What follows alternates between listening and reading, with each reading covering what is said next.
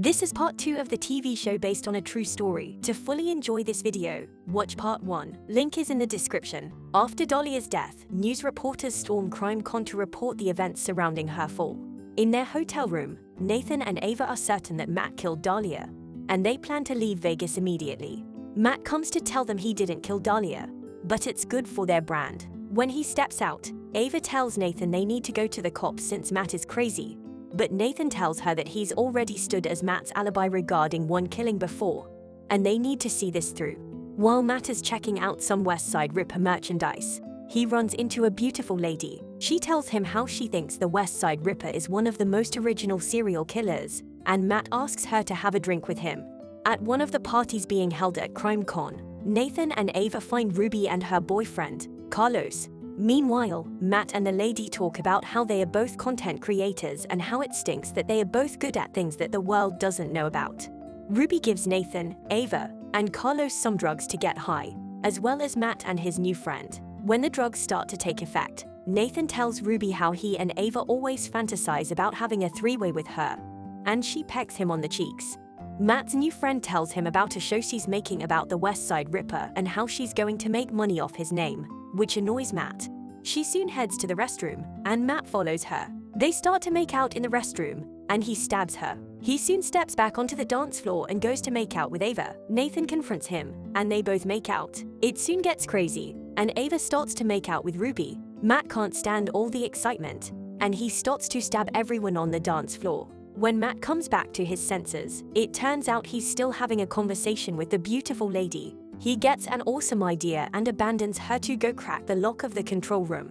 The next morning, while Nathan and Ava have breakfast in the cafeteria, everyone suddenly gets a notification to come to a hall where the West Side Ripper is going to give a speech about how he killed Dahlia after she lied about him. In the confusion, Ava drops her burner phone right after texting Matt to confront him about killing Dahlia, and Ruby picks up the phone.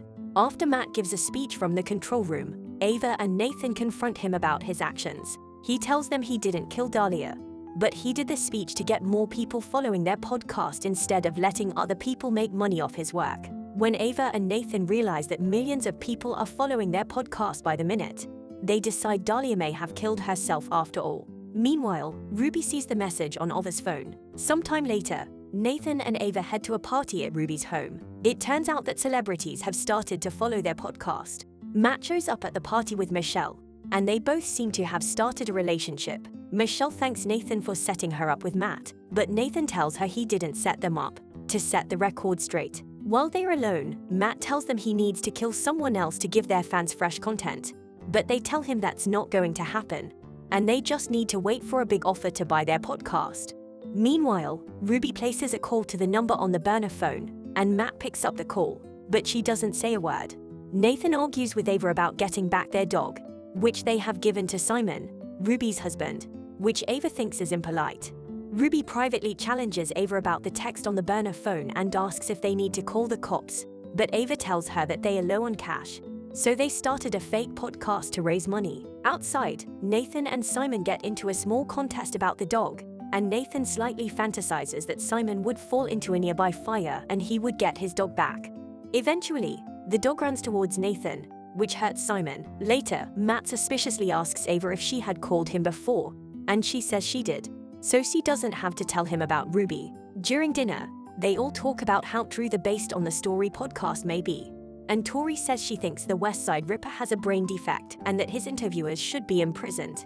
At the dinner table, Simon notices that Ruby invited her lover Carlos to the party, which is the second betrayal he's experienced that day. In front of everyone, Simon offers to fund a ridiculously big gym for Carlos to work in if he agrees to leave the city to start it and never come back. When Carlos hesitates, Simon transfers $250,000 to him. Ruby tells Carlos he can't leave her, but he rushes out when he sees the money. Ruby shouts at Simon and heads into her room. When Ava goes to comfort her, she begs Ava to let her in on the podcast since she has nothing left. When Ava refuses, Ruby threatens to tell the police to cross-check Matt's DNA with those in the crime scene, and Ava tells her to go ahead. Ava heads downstairs to tell Nathan about the new development with Ruby. They soon discover that celebrities on social media have started asking for the banning of their show since it supports a serial killer. While they talk, Ruby comes downstairs to argue with Simon about chasing away her lover. The dog soon starts barking, and Simon, who is now frustrated, goes to shoot the dog. When Nathan confronts him about killing his dog, Simon points the gun at him, but Matt comes to defuse the situation. Soon, Matt receives a message that Spotify has taken down their podcast. Days later, while Nathan is home alone, Ruby visits him to pitch her idea about creating their own podcast platform to keep the show going. She soon goes on her knees to give him pleasure, while the dog watches them in condemnation. When Ava steps in, Nathan jumps out of his fantasy. They both go to meet Matt, and Nathan tells him about his grand idea to build their own audio streaming platform. Matt loves the idea and asks Nathan to hang out with him that night, but Nathan says he's busy. Matt tells them he's chosen someone to kill for fresh new content, and leaves before they can even give a solid argument against his actions. At their home, Ava has another fantasy about Ryan while she's in the bath, which Tori unintentionally interrupts. When Tori learns that she's fantasizing about Ryan, she tells Ava that if she keeps doing that, they'll eventually make love, even if she doesn't plan it.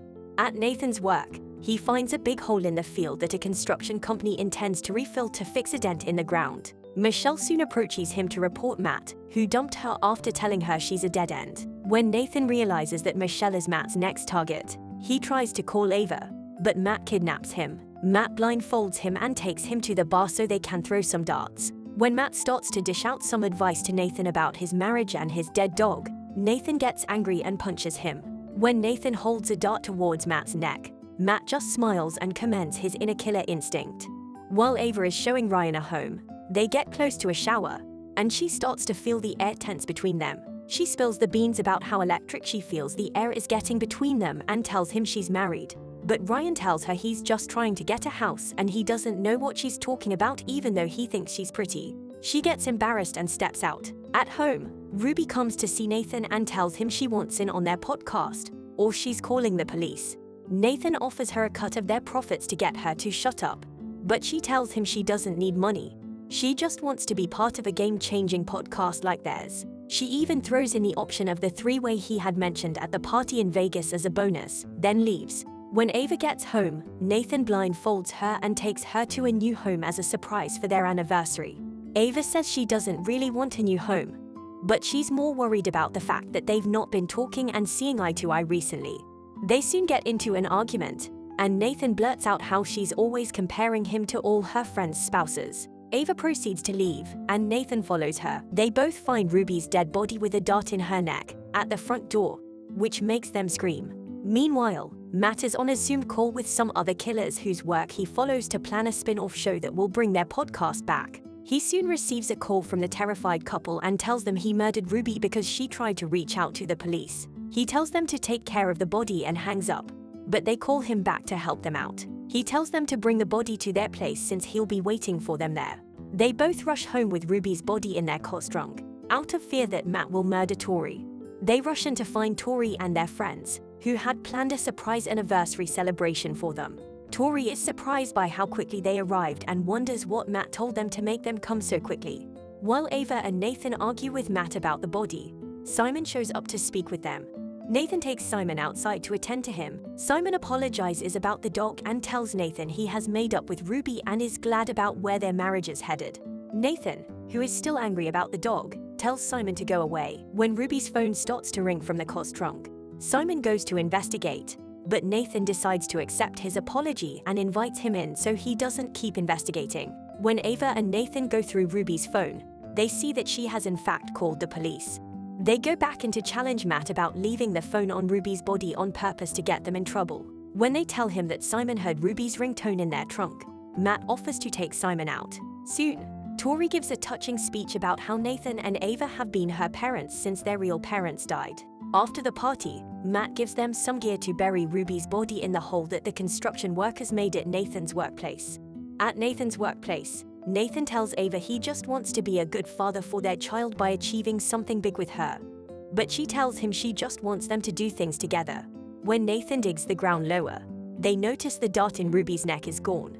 Suddenly, Ruby springs up and knocks them both into the hole with a nearby shovel for trying to bury her. It's just a fantasy, as usual, and Ruby is still lying on the ground.